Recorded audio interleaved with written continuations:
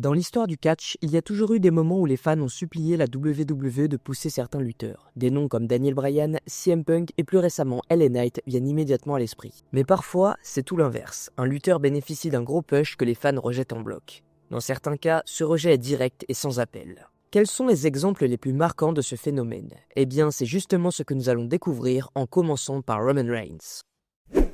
Nous savons tous qu'à l'heure actuelle, Roman Reigns a réussi à retourner la situation et à devenir la plus grande star de toute l'industrie, adorée des fans.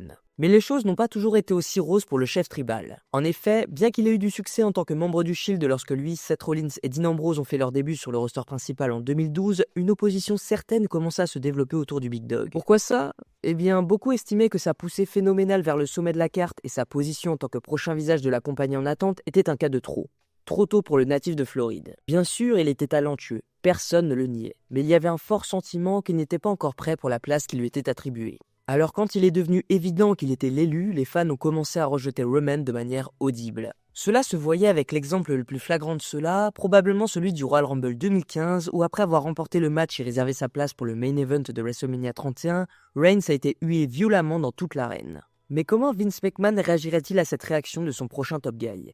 Allait-il faire amende honorable et le transformer en heel comme il avait fait avec son cousin The Rock en 97? Pas du tout, car le patron était trop têtu à ce moment-là. Il a donc enfoncé ses talons et a passé les 5 années suivantes à se battre contre son public, continuant de pousser Roman comme le Big Dog en lui offrant des runs de champion du monde et des places en main event de WrestleMania, tout en laissant les fans lui faire savoir exactement ce qu'il en pensait. Vraiment, c'était une époque surréaliste pour être un fan de catch, car il semblait que peu de fans étaient satisfaits de la direction que prenaient les choses. Alors heureusement en 2020, les choses ont enfin été réglées, lorsque Reigns a finalement tourné heel et a trouvé cette part manquante de l'équation, devenant à ce moment-là le chef tribal mégalomane, l'homme qui deviendrait bientôt la personne la plus populaire de toute la WWE. Mais qu'en est-il de l'homme que nous avons mentionné tout à l'heure, le cousin de Roman Reigns? Après tout, il a traversé une situation presque identique dans les années 90. Et en effet, c'est bien le cas, et c'est pourquoi le Rock est notre prochain sujet.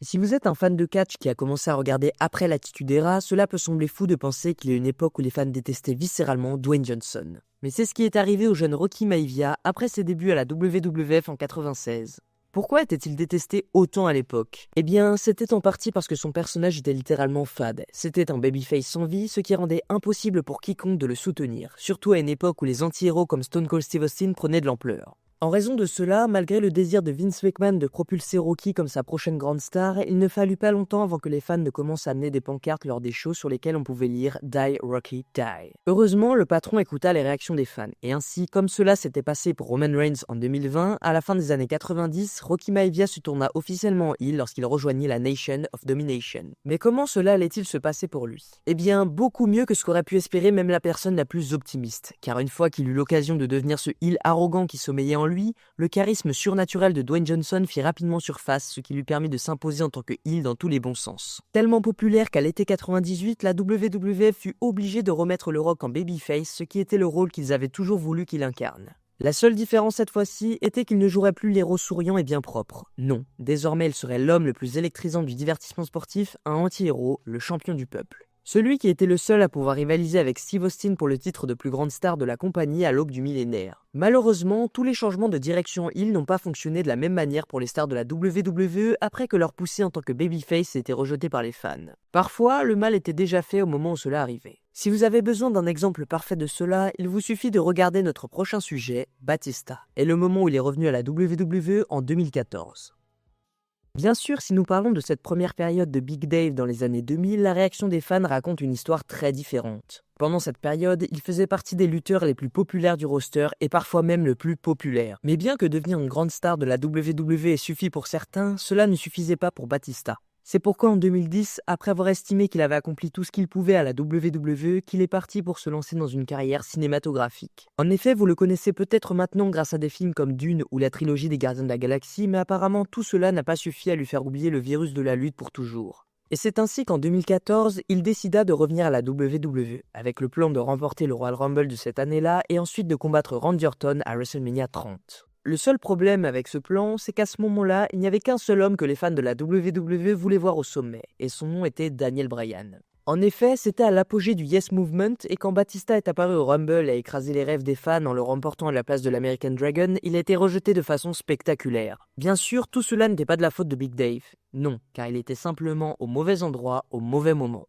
Mais malgré cela, le résultat était le même. Chaque fois que Batista arrivait sur le ring, il était bruyamment rejeté avec des fans qui à un moment donné se sont mis à chanter Bautista à chaque fois qu'il apparaissait. Pire encore, il y a même une nuit où il est arrivé sur le ring vêtu d'une tenue bleue, ce qui a poussé le public à crier Bautista en riant. Il va sans dire qu'un tournant heel était inévitable pour l'ex-champion de la compagnie. Mais malheureusement pour lui, cela ne suffirait pas à inverser l'opinion des fans qui étaient fermement contre la situation. Voyant la tournure des événements, ce n'est que quelques mois plus tard en juin de cette année-là que Dave a décidé que ça suffisait et qu'il allait quitter à nouveau la WWE pour retourner dans le monde d'Hollywood. Mais qu'en est-il d'une autre figure principale de l'ère Ruthless Aggression, quelqu'un qui est également sorti de la même légendaire classe de l'Ohio Valley Wrestling que Batista en 2002 ? Eh bien, lui aussi s'est retrouvé rejeté plus tard dans sa carrière lorsqu'il est devenu un champion à temps partiel. De qui parlons-nous ici ? De Brock Lesnar, bien sûr. Encore une fois, comme pour Batista, si nous parlons de la première période de Brock à la WWE, il n'y avait pas de retour négatif des fans. Dans les années 2000, au début et au milieu de la décennie, il était extrêmement populaire, au point qu'il semblait vraiment être le futur visage de la compagnie pendant un moment. Même lorsqu'il a quitté la WWE pour rejoindre l'UFC et qu'il est revenu en 2012 après avoir conquis l'Octogone, il était toujours traité comme une superstar, même s'il apparaissait en tant que part-timer. Le véritable problème pour le natif du Dakota du Sud est survenu lorsqu'il a remporté le titre de la WWE face à John Cena à l'été 2014. Car à ce moment-là, il a commencé à donner l'impression de détenir la ceinture en otage. Pourquoi cela ? Parce qu'il était rarement présent à l'émission, ce qui faisait que Raw perdait une grande partie de son importance. Certes, Brock a fini par perdre le titre face à Seth Rollins à WrestleMania 31 et cela a aidé à réparer un peu son image aux yeux des fans.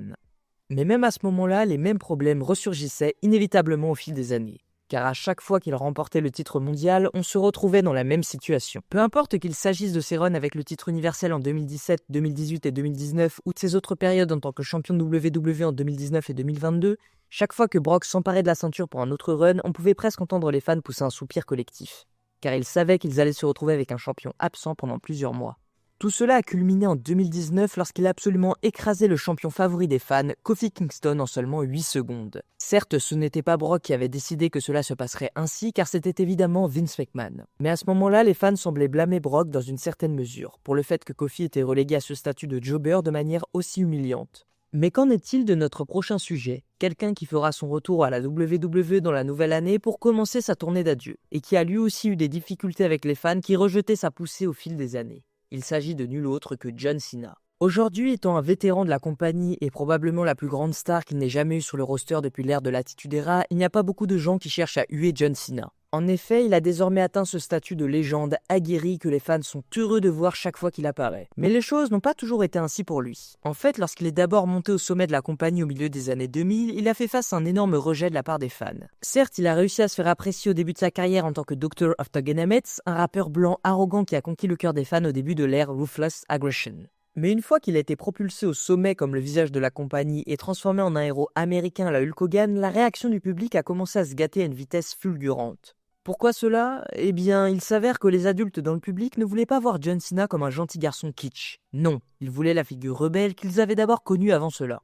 Cela dit, au moins les jeunes fans aimaient cette nouvelle version de John Cena et c'est ainsi qu'au cours des 10 années suivantes, une guerre constante s'est déroulée avec les foules en direct où les enfants acclamèrent leur héros tandis que les adultes le huèrent pour soutenir d'autres stars comme CM Punk. La WWE avait-elle un problème avec ces réactions ? Il semblerait que pas du tout, car ils n'ont jamais envisagé sérieusement de tourner John en heel durant toute sa carrière. Évidemment, cela n'a fait qu'alimenter davantage les détracteurs du natif de West Newbury, et à cause de cela, il a fallu attendre le milieu des années 2010 pour qu'une réévaluation critique de Cena permette enfin à ce dernier de se faire accepter à nouveau par les fans adultes. Mais même si cela était le cas, cela ne pouvait jamais effacer le fait que pendant longtemps, John Cena était l'antithèse absolue de ce que les fans voulaient voir au sommet du monde de la lutte. Une figure caricaturale, pratiquement l'exact opposé de quelqu'un comme Stone Cold Steve Austin. Bien sûr, John Cena ne serait pas le premier top babyface à être rejeté par les fans de la WWE. Car bien des années avant cela, au début des années 80, ce phénomène s'était déjà produit avec une star totalement différente, un certain Bob Backlund. C'est exact. Nous retournons en 82, autour du moment où Vince McMahon Jr. prenait les rênes de la WWF de son père. Et étant donné que c'était avant l'ascension de personnes comme Hulk Hogan, la WWF était un endroit très différent. Bien qu'on y trouvait encore des figures plus grandes que nature, l'accent était de moins en moins mis sur la lutte traditionnelle et davantage sur le divertissement. Cependant, l'idée du spectacle de sport entertainment que Vince Jr. allait bientôt créer n'était pas encore totalement formée. Et cela a créé un problème car les fans de l'entreprise, autrefois connus sous le nom de WWF, commençaient à se lasser de leur top babyface. Pourquoi? Parce qu'ils n'avaient pas exactement le charisme nécessaire pour mener la WWF vers cette nouvelle ère de glamour et de paillettes. Bien que Bob Backlund soit un excellent lutteur assez talentueux pour avoir détenu le titre mondial WWF pendant presque 5 ans entre 78 et 83, il n'était pas du genre à déborder de charisme. Au début des années 80, ce que les fans du Nord commençaient à rechercher avant tout, c'était quelqu'un qui avait du charisme. Ainsi, lorsque Hulk Hogan est arrivé, cela a mis en lumière le fait que le temps de Backlund sous les projecteurs touchait à sa fin, les fans le rejetant de plus en plus chaque semaine. En fait, les choses se sont tellement détériorées pour l'ancien champion qu'en 83, il a été élu le lutteur le plus surévalué de l'année par les fans de Wrestling Observer Newsletter. Peu importe combien de bonnes performances il a réalisées durant cette période, se défendant contre des adversaires comme Adrian Adonis, Cowboy Bob Orton, Sergeant Slaughter et même Superfly Jimmy Snuka, il n'y avait tout simplement aucun moyen de renverser la situation, son personnage étant trop démodé pour cette nouvelle génération de fans. Comment cela s'est-il terminé pour Bob? Eh bien, à la surprise de personne, le 6 décembre 83, il a perdu le titre de la compagnie au profit de l'Iron Sheik, ce qui a permis à Hulk Hogan de le battre pour cette même ceinture quelques jours plus tard. Après cela, se sentant comme un homme complètement hors du temps par rapport à ce que le public recherchait, Backlund a disparu de la compagnie, entrant en semi-retraite et ne réapparaissant sur la scène qu'occasionnellement jusqu'en 92. Mais il ne s'agit pas toujours des hommes lorsqu'il s'agit de rejet d'une poussée par les fans. En effet, de temps en temps, cela arrive également avec les femmes. Et un exemple parfait de cela se trouve dans le cas de notre prochain sujet, Charlotte Flair et son ascension indésirable au sommet en 2019. Charlotte Flair était au sommet de la division féminine de la WWE bien avant cela. En fait, elle a fait son arrivée sur le roster principal en juillet 2015 et a immédiatement marqué les esprits, devenant instantanément l'égérie de la révolution féminine. Pendant cette période, bien qu'il y eut quelques personnes qui pensaient qu'elle bénéficiait d'opportunités supplémentaires en raison de son père, il n'y en avait pas beaucoup qui niaient son talent. C'était généralement accepté comme étant la véritable raison de sa place au sommet. Néanmoins, au fil du temps, à mesure que Charlotte commençait à recevoir ce qu'on pourrait appeler le traitement de Roman Reigns, être poussée au détriment des autres femmes, l'opinion des fans a commencé à changer. Et toute cette situation a culminé en 2019. Mais qu'est-il arrivé en 2019 pour que les choses éclatent ainsi? Eh bien, Becky Lynch est arrivée. En effet, c'est durant l'été 2018 que la lutteuse irlandaise a explosé avec son personnage de The Man au point de devenir brièvement la plus grande star de la WWE. Cela semblait préparer un grand main event pour WrestleMania 2019, le tout premier main event féminin opposant Becky en anti-héros face à la championne de l'UFC devenue lutteuse professionnelle Ronda Rousey. Le seul problème avec tout ça, c'est que selon les rumeurs, Charlotte Flair avait été promise pour ce match à WrestleMania contre Rousey bien qu'avant que Lynch n'explose en popularité. Et quand l'idée que ce match serait le main event a commencé à prendre forme, Charlotte ne voulait vraiment pas lâcher une telle place. En conséquence, Charlotte a été ajoutée au match, transformant ainsi la rencontre en un triple menace. En effet, tout cela semblait forcé car le match que la plupart des fans voulaient vraiment voir était un face-à-face entre Lynch et Rousey. C'était un peu comme si à WrestleMania 14, la WWE avait forcé Triple H à participer au match entre Steve Austin et Shawn Michaels. Mais même si ce n'était pas ce que la majorité des fans voulaient, Charlotte a quand même eu sa place. Et même si la fille du Nature Boy Ric Flair est l'une des plus grandes heels que la division féminine ait vue, elle n'a jamais été autant huée par les fans que notre prochain sujet, Eva Marie. Si Eva Marie avait évolué à une époque différente, disons pendant l'Attitude Era par exemple, elle aurait peut-être été mieux reçue par le public de l'époque. À ce moment-là, le fait d'être bonne dans le ring n'était pas aussi important. Même à la fin des années 2000 et au début des années 2010 pendant l'ère des divas, elle aurait pu avoir une meilleure expérience dans la compagnie. Néanmoins, lorsqu'elle a rejoint la WWE dans les années 2010, les fans s'étaient habitués à un produit plus solide de la part des femmes. Dès que Eva Marie apparaissait à la télévision, elle était soit huée, soit encore pire, elle ne recevait aucune réaction du tout. En effet, c'était le début d'une période où les femmes commençaient à se voir accorder plus de temps de combat, et en conséquence, Eva Marie paraissait être un vestige d'une époque révolue. À tel point qu'en 2015, elle a été envoyée à NXT pour améliorer ses compétences dans le ring. Malheureusement, Eva n'a jamais atteint le niveau d'autres performeuses de l'époque, ce qui a rendu le rejet de la part des fans encore plus prononcé. Ce rejet a persisté, peu importe le nombre de fois où la compagnie essaie de la pousser pendant le reste de son premier passage à la WWE, ou pendant son second passage entre 2020 et 2021. Cependant, même Eva Marie ne pourrait pas être considérée comme la star la plus poussée et rejetée par les fans pendant les années 2010. Il y a un autre exemple qui surpasse même son cas. C'est le moment de revenir aux hommes alors que nous parlons du Maharaja moderne, Jinder Mahal. Jinder Mahal, bien qu'il était un lutteur solide, n'était clairement pas prêt à ce moment-là pour être une star du main event. Comme beaucoup d'autres lutteurs avant lui et après lui, il était un talent de milieu de carte, capable de travailler avec des noms plus établis et généralement de les mettre en valeur. Malheureusement, la WWE a décidé de le propulser directement dans le main event en 2017. Ce qui a mené à une situation où il a non seulement été mis dans la course au titre mondial, mais également remporté le titre de la compagnie. En un rien de temps, Jinder est passé de ne rien faire dans l'undercard à défier et à battre Randy Orton pour le titre de la WWE. Et ça a naturellement déplu à de nombreux fans. Il était difficile de prendre Jinder au sérieux en tant que champion du monde à ce stade, étant donné qu'il n'avait jamais été présenté comme un lutteur de ce niveau tout au long de sa carrière. Même lorsqu'il a défendu son titre contre des noms comme Shinsuke Nakamura, les fans ne semblaient pas réceptifs à ce qui se passait, et étaient plus que prêts à faire entendre leur mécontentement en huant le champion ou en ne réagissant tout simplement pas. Ça a été un véritable gâchis pour Mahal qui n'a rien fait de mal. Il faisait simplement son travail selon la manière dont il était booké. Et qui refuserait une chance avec le titre de la compagnie? Pourtant, le public a exprimé son rejet de manière très claire. Et lorsque Mahal a finalement perdu son titre au profit de AJ Styles le 7 novembre 2017 lors d'un épisode de SmackDown, il était évident qu'il ne resterait pas dans le main event. Après cette défaite, il est retourné dans la mid-card sans jamais obtenir une autre réelle chance d'être à nouveau au sommet. Néanmoins, tous les lutteurs dont la poussée a été rejetée par les fans n'ont pas connu le même destin. Certains ont réussi à se reprendre et à s'imposer avant la fin de leur parcours. Un parfait exemple de ce phénomène est Dominic Mysterio. En effet, Dominic Mysterio est devenu l'un des heels les plus populaires de la WWE aujourd'hui, récoltant une hit monumentale chaque fois qu'il fait son entrée. Mais ça n'a pas toujours été le cas. Lors de ses débuts en 2019, la chaleur qu'il recevait était bien plus proche de la haine réelle des spectateurs que des huées habituelles d'un heel bien établi. Les fans n'étaient tout simplement pas intéressés à le voir à la télévision et son manque d'expérience sur le ring, combiné à la perception qu'il occupait cette place uniquement à cause de son père légendaire Rey Mysterio, a engendré un véritable rejet de la part du public. Dans ses premières années, Dominic n'était pas du tout prêt pour la scène principale et ses performances le reflétaient. Les foules ont rapidement fait comprendre qu'elle n'était pas investie dans son personnage, exprimant leur désintérêt et parfois même leur dégoût. Même lorsqu'il était associé à Rey Mysterio, cela ne l'aidait pas à s'imposer. Au contraire, cela semblait même empirer les choses, les fans ayant l'impression qu'il tirait son père, un ancien champion de la compagnie, vers le bas. Cependant, les choses ont commencé à s'améliorer en 2022 lorsque Dominic a pleinement embrassé son rôle de heel. Il a trahi son père, rejoint le Judgment Day avec Rhea Ripley et adopté pleinement le personnage de Dirty Dom. Ce changement lui a permis de trouver quelque chose de spécial et enfin il a commencé à être accepté par le public.